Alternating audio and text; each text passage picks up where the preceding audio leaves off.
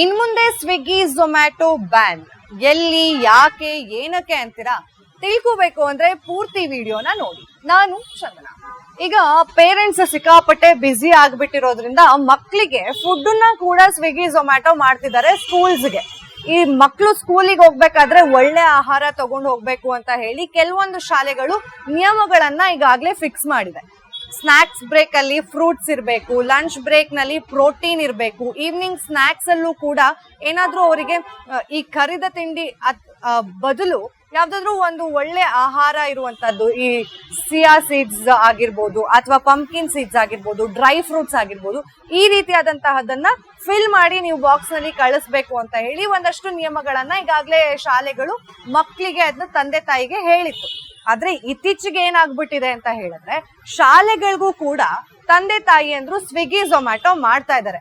ಹೀಗಾಗಿ ಶಾಲೆಗಳು ಒಂದು ದೊಡ್ಡ ನಿರ್ಧಾರವನ್ನ ತಗೊಂಡಿದ್ದಾರೆ. ಏನಪ್ಪಾ ಅಂತಂದ್ರೆ ಶಾಲೆಗೆ ಸ್ವಿಗ್ಗಿ ಝೊಮ್ಯಾಟೊ ಬಂದ್ ಆಗ್ಬೇಕು. ಮಕ್ಕಳ ಆರೋಗ್ಯದ ಹಿತದೃಷ್ಟಿಯಿಂದ ಈ ಒಂದು ನಿರ್ಧಾರವನ್ನ ಶಾಲೆಗಳು ಕೈಗೊಂಡಿದೆ.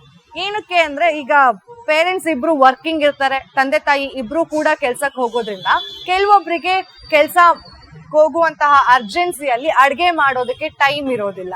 ಹೀಗಾಗಿ ಏನ್ ಮಾಡ್ತಾರೆ, ಮಕ್ಕಳಿಗೆ ಶಾಲೆ ಕಳಿಸ್ಬಿಟ್ಟು ಶಾಲೆಗೇನೆ ಸ್ವಿಗ್ಗಿ ಝೊಮ್ಯಾಟೊ ಅಲ್ಲಿ ಆಹಾರವನ್ನ ಕಳ್ಸಿಕೊಟ್ಬಿಡ್ತಾರೆ. ಇದು ಬೇರೆ ಮಕ್ಕಳ ಮೇಲೂ ಕೂಡ ಪರಿಣಾಮ ಬೀರ್ತಿದೆ. ಹೇಗೆ ಅನ್ನೋದಾದ್ರೆ, ಈಗ ಒಂದು ಮಗು ಮನೆಯಿಂದ ಡಬ್ಬಿಗೆ ಹಾಕೊಂಡು ಅಮ್ಮ ಮಾಡಿದ ಅಡ್ಗೆನ ಶಾಲೆಗೆ ತಗೊಂಡೋದ್ರೆ ಇನ್ನೊಂದು ಮಗುಗೆ ತಂದೆ ತಾಯಿ ಸ್ವಿಗ್ಗಿ ಝೊಮ್ಯಾಟೊ ಅಲ್ಲಿ ಬರ್ಗರ್ನೋ ಪಿಜ್ಜಾನೋ ಆರ್ಡರ್ ಮಾಡಿದ್ರೆ ಆಗ ಬೇಡದೆ ಇರುವಂತಹ ಆಕರ್ಷಣೆ ಇನ್ನೊಂದು ಮಗುಗೆ ಹೆಚ್ಚಾಗತ್ತೆ.